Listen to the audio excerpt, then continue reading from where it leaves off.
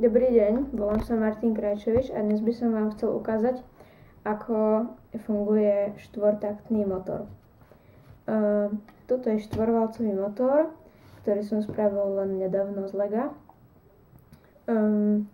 Tuto je kľúkový hriadel,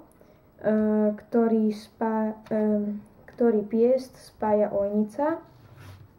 Potom teraz vám môžem ukázať, ako fungujú tie takty. Všimajte si tento piest.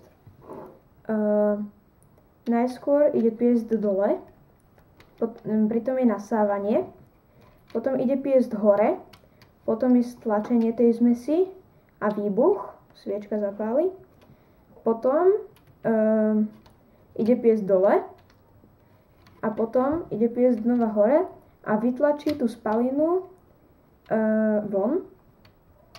A potom sa to vlastne takto stále opakuje.